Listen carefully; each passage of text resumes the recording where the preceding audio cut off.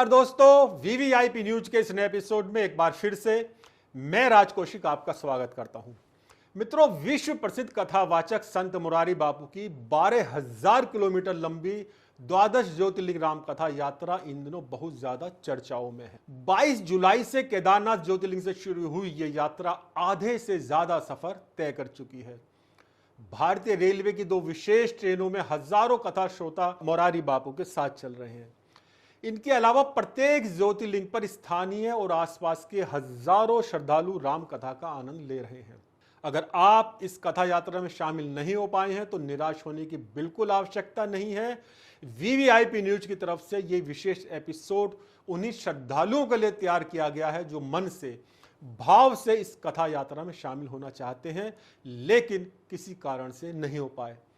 हमारा प्रयास रहेगा आपको एहसास करा सके कि आप भी इस द्वादश ज्योतिर्लिंग कथा यात्रा का एक हिस्सा है। दोस्तों, 12,000 किलोमीटर लंबी द्वादश ज्योतिर्लिंग कथा यात्रा का आरंभ 22 जुलाई को केदारनाथ ज्योतिर्लिंग उत्तराखंड से भारी बरसात के बीच हुआ। तमाम अखबारों ने खबर छापी कि वर्षा के बीच केदारनाथ धाम में भक्तों की भीड़ उमड़ी।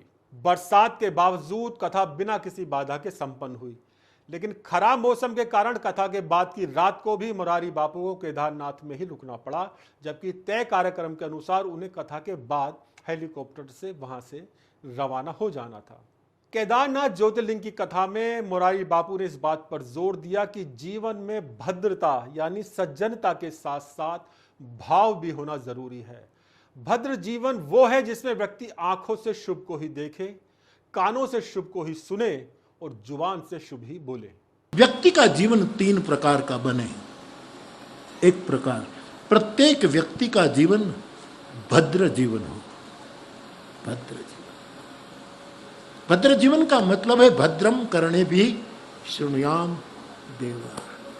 हम हमारे कानों से शुभ ही सुने, इसका जीवन भद्र जीवन है। हमारी जुबान से हम भद्र ही बोले, अभद्र न बोले कभी, वो भद्र जीवन का परिचय है। हमारी आंख भद्र को ही दिखे, शुभ को ही देखे, ये भद्र जीवन का प्रमाण पत्र है। यानी नखशिख हमारा जीवन भद्रता से भरा हो, शुभ से भरा हो, मंगल से भरा हो। कथा से पूर्व मुरारी बापू ने कथा के संयोजक रूपेश व्यास, मार्गदर्शक मदन पालीवाल और तमाम श्रद्धालुओं के साथ केदारनाथ ज्योतिर्लिंग के दर्शन किए।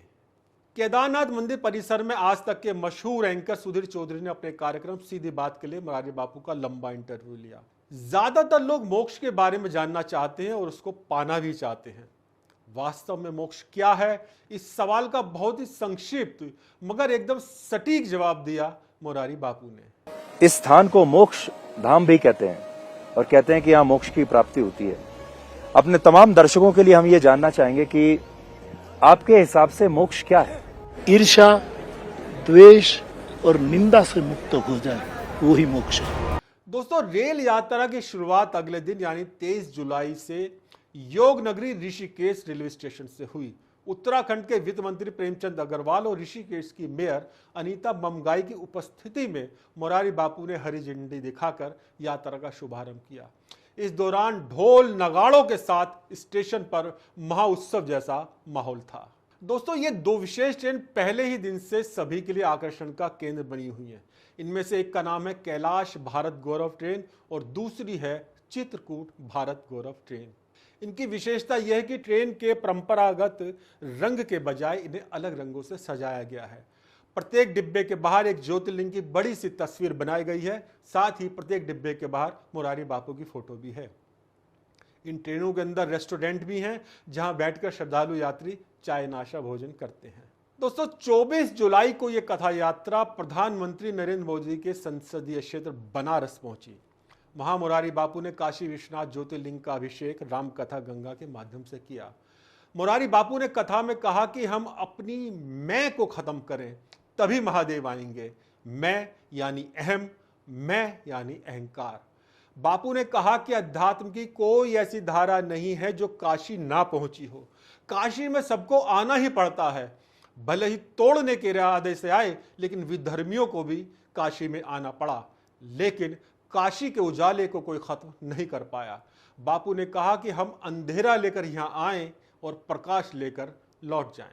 दोस्तों, बनारस में मुरारी बापू ने श्री कांची कामकोटी मठ के शंकराचार्य शंकर विजय सरस्वती जी से भी मुलाकात की। मशहूर टीवी एंकर रूबिका अली लियाकत ने बनारस में ही लंबी बातचीत मुरारी बापू के साथ की। ज्यादा नहीं, उसके एक दो अंश आपके सामने रख रहे हैं। मैं जब सवाल तैयार कर रही थी तो बहुत से सवाल मन में आए, लेकिन जो पहला सवाल आया है वो मैं आपसे पूछना चाहती हूँ। मुरारी बापू क्या है, कौन है? मुरारी बापू केवल मुरारी बापू, पूज्य मुरारी बापू भी नहीं, प्रातः स्मरणीय मुरारी बापू भी नहीं, मानस मर्मज्ञ भी मुरारी बापू नहीं, विश्व संत भी मुरारी बापू नहीं। मैं एक आम आदमी हूँ और मेरा नाम इतना ही पंच अक्षर का है, मुरारी बापू।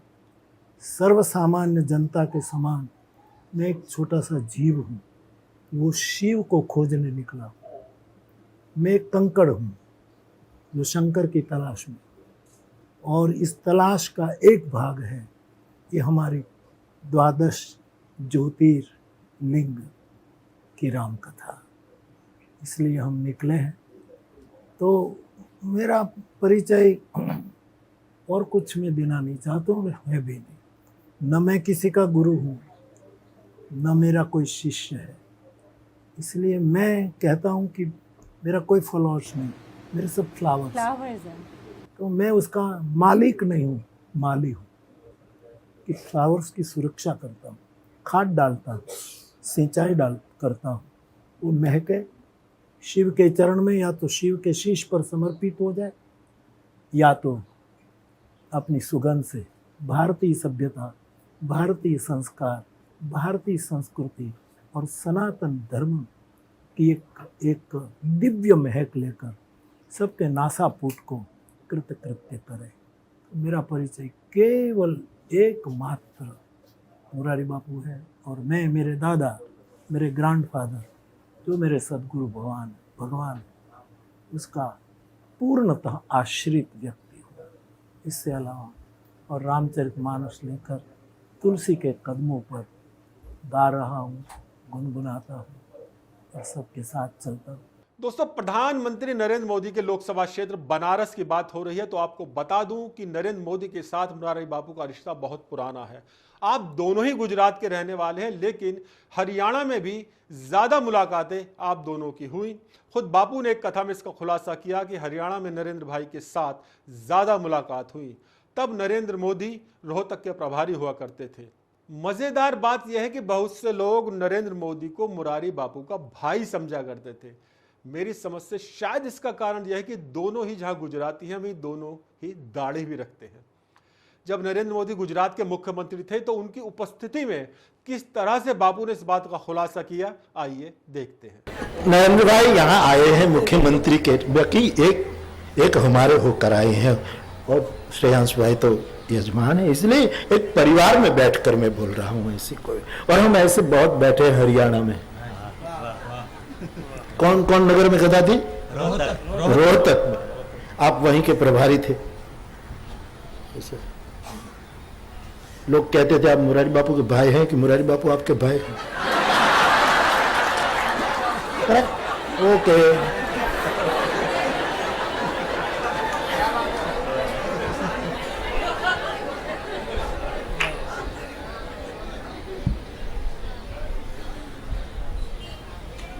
आनंद होता है बाप,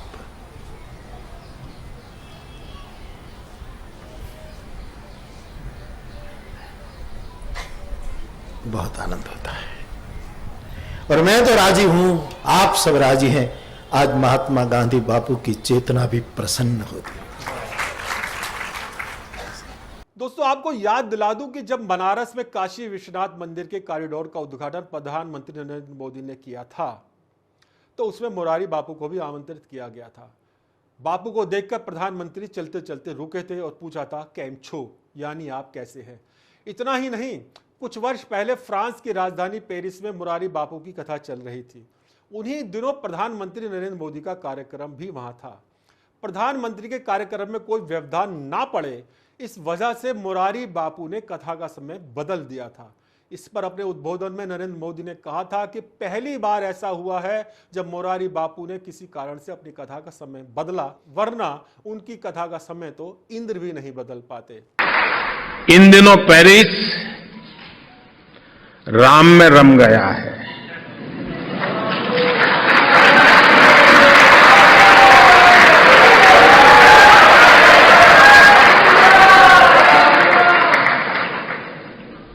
पूज्य बापू की निश्रा में सब लोग राम की भक्ति में डूबे हैं।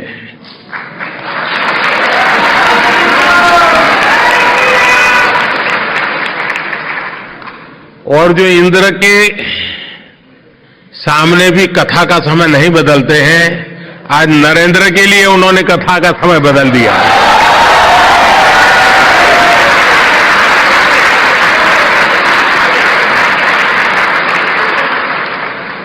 और उसका कारण बापू के रग रग में राम भक्ति भी है, राष्ट्र भक्ति भी है।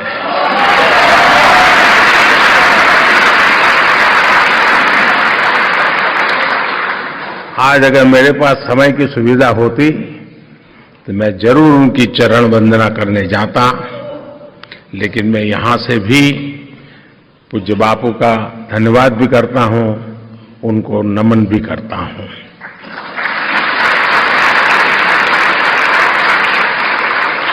मित्रों, बनारस के संदर्भ में मुझे एक और बात याद आ रही है। इन दिनों ज्ञानवापी का मामला फिर से गरमा रहा है।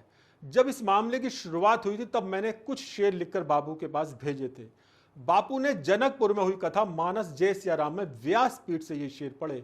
बापू का अंदाज देखकर आप समझ सकते हैं कि ज्ञानव्यापी के मामले में उनका नजरिया क्या है। फरेबों को सजाया जा रहा है, जो सच है वो छुपाया जा रहा है। लुटेरे जालिमों से प्रीत देखो, उन्हें अच्छा बताया जा रहा है।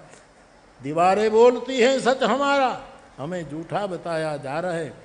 जटाओं में समेटे हैं जो गंगा, स्वर्ण मौलिकल लोलिनी चारु गंगा लसद्भाल, बालेन्दु कंठे भुजंगा चलत कुंडलम भ्रू, सुनेत्रम विशालम प्रसन्नाननम नीलकंठम। दयालुम शायर कहता है, जटाओं में समेटे हैं जो गंगा, वो फवारा बताया जा रहा है।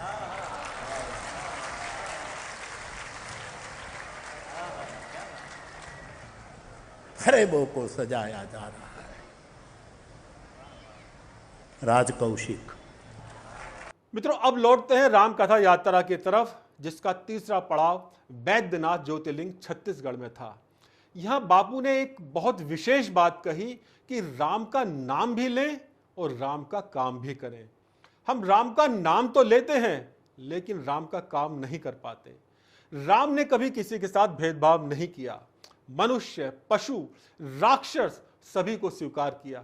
राम ने सेतु बनाया, जबकि हम जोड़ने के बजाय तोड़ने की बात ज्यादा करते हैं। एक और महत्वपूर्ण बात बापू ने कही कि बैद्यनाथ ज्योतिर्लिंग का विकास भी अयोध्या और काशी की तरह होना चाहिए। आज हम जब भगवान बैद्यनाथ की शरण में हैं, तब आप सभी ने दर्शन किए होंगे। जरा कष्टदायक तो है ही कि पुरानी व्यवस्था ही ऐसी है कि भगवान करे ये भी सोमनाथ की तरह है, अयोध्या की तरह, ये भी काशी की तरह, हमें मुक्ति देने वाला वो भी थोड़ा मुक्त हो जाए। और यहाँ भी जो भी प्रशासन आए वो परम तत्व को समझकर उसके लिए कुछ करे तो बहुत अच्छी बात है। और कभी तो करना पड़ेगा ही, मौका आए तब मोती पिरो लो, ताकि कभी तो होगा ही। और कोई निमित्त बनता है, इच्छा तो उसी की होगी तभी होगा। तो फिर जरा, लेकिन एक बात तो पक्की नहीं, इतनी मुझे भी कितनी लाइन में चलना पड़ा, इधर उधर इधर उधर। तो मैं तो देखता हूँ कि मैं व्यासपीठ पर जाकर कथा कहने योग्य रहूंगा कि नहीं रहूंगा। बैद्यनाथ में भी अखबारों ने बहुत अच्छी तरह कथा की खबरें छापी। दैनिक जागरण ने पूरे पेज की कवरेज में एक खबर यह भी दी कि सनातन धर्म को मजबूत करेगी बापू की रामकथा यात्रा। दोस्तों, राम कथा यात्रा का चौथा पड़ाव आंध्र प्रदेश में मल्लिकार्जुन ज्योतिर्लिंग रहा। वहां मुरारी बापू ने एक गीत गाते हुए बहुत ही महत्वपूर्ण अपील की, जिसकी चर्चा पूरे देश में हो रही है। बापू ने कहा कि जो सनातन धर्म छोड़कर चले गए हैं वो लौट आए। अपना सनातन हिंदू धर्म छोड़कर कहीं दूसरी जगह चले गए हो तो लौट आओ। व्यासपीठ अपने घर आपको बुला रही है, आओ। 29 जुलाई को रामेश्वरम में मुरारी बापू ने भगवान शिव का वाणी अभिषेक किया। रामेश्वर ज्योतिर्लिंग भी है और हमारे 4 धामों में से एक धाम भी है। यहां बापू ने बहुत ही महत्वपूर्ण बात कही कि राम ने युद्ध करने से पहले सेतु बनाया। भारत का विचार है पहले सेतु बनाया जाए। महाभारत में भी युद्ध से पहले शाम को सब गले मिलते थे, पहले समन्वय होता था। बापू ने कहा कि संघर्ष से पहले समन्वय का प्रयास जरूर होना चाहिए। एक और महत्वपूर्ण बात उन्होंने कही कि आदमी जितना महान होता है, जितना बड़ा होता है, उसकी उदासी, उसकी पीड़ा भी उतनी ही गहरी होती है। दोस्तों, दक्षिण भारत के बाद राम कथा यात्रा महाराष्ट्र पहुंची। 31 जुलाई को नागेश्वरम, 1 अगस्त को भीमाशंकर, 2 अगस्त को तरंबकेश्वर और 3 अगस्त को घृष्णेश्वर ज्योतिर्लिंग के सानिध्य में रामकथा हुई। चारों ही स्थानों पर भयंकर बरसात रही, जिसके कारण दोनों ट्रेन कई घंटे देरी से पहुंची। खराब मौसम के बावजूद चारों स्थानों पर बिना किसी बाधा के रामकथा हुई। हां, इनमें देरी अवश्य हुई, लेकिन कथाएं हुई। जिस दिन हम इस एपिसोड को शूट कर रहे हैं, यानी 4 अगस्त को, रामकथा ओमकारेश्वर में चल रही है। ये ज्योतिर्लिंग मध्य प्रदेश में है। कल यानी 5 अगस्त को उज्जैन में रामकथा यात्रा पहुंचेगी और उज्जैन में एक श्रोता के रूप में, एक श्रद्धालु के रूप में मैं भी कथा यात्रा में शामिल हो जाऊंगा। उज्जैन से यह कथा यात्रा गुजरात के द्वारिका पहुंचेगी। द्वारिका 4 धामों में से एक है और वहां नागेश्वर ज्योतिर्लिंग भी है। वहां रामकथा गंगा से भगवान आशुतोष के अभिषेक के बाद अगले दिन 7 अगस्त को भगवान सोमनाथ का अभिषेक होगा। 7 अगस्त की रात सोमनाथ से दोनों विशेष ट्रेनें बापू के गांव तरगा जड़ा महुआ के लिए रवाना हो जाएंगे। दोस्तों, राम कथा की चर्चा पूरी दुनिया में हो रही है। कुछ लोग कह रहे हैं कि एक नया रिकॉर्ड बनाया जा रहा है, लेकिन मुरारी बापू कहते हैं कि यह विशुद्ध रूप से आध्यात्मिक यात्रा है।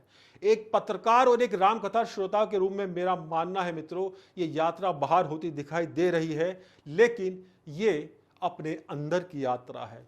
ये अंधेरे से प्रकाश की यात्रा है। तमसो मा ज्योतिर्गमय। ज्योतिर्लिंग का मतलब ही है प्रकाश। बापू ने कई बार कहा कि हम अंधेरा लेकर आएं और प्रकाश लेकर लौट जाएं। यही इस कथा का उद्देश्य है। हम और आप भी अपने अंदर के अंधेरे को दूर करने का प्रयास करें। दोस्तों, हजारों श्रद्धालु ने इस कथा का आनंद लिया। जाहिर है जो लोग नहीं जा पाए, कहीं ना कहीं उनके मन में उदासी जरूर रही। मुझसे भी कई लोगों ने कहा कि हम नहीं जा पाए, इस बात का मलाल है। लेकिन मेरा मानना है कि जो लोग इस रामकथा यात्रा में नहीं जा पाए, वो चाहते हैं कि मुरारी बापू निकट भविष्य में पुनः ऐसी यात्रा पर सबको लेकर चलें। और दोस्तों, मैं बताना चाहता हूं कि बापू ने इस यात्रा के दौरान व्यासपीठ से ऐसा संकेत भी दिया है कि इस तरह की यात्राएं तो चलती रहनी ही चाहिए। मैं नहीं जानता कि भविष्य में वो यात्राएं किस रूप में सामने आएंगी, लेकिन ज्यादातर श्रद्धालुओं का मानना है कि इस तरह की यात्राएं फिर हों और उन्हें भी इनमें शामिल होने का मौका मिले। दोस्तों, बापू प्रत्येक राम कथा के दौरान कीर्तन भी कराते हैं। ऐसा ही 12 ज्योतिर्लिंग कथा यात्रा में भी हुआ। इस एपिसोड की समाप्ति हम कीर्तन के आनंद के साथ करना चाहते हैं। यह एपिसोड आपको कैसा लगा, अपने कमेंट जरूर लिखें और सब्सक्राइब करना बिल्कुल ना भूलिएगा VVIP न्यूज। और अब आखिर में भगवान नाम के कीर्तन का आनंद लीजिएगा। नमस्कार, जय सिया राम। सीताराम तुम्हारी सीताराम राधे श्याम राधे श्याम उमा शंकर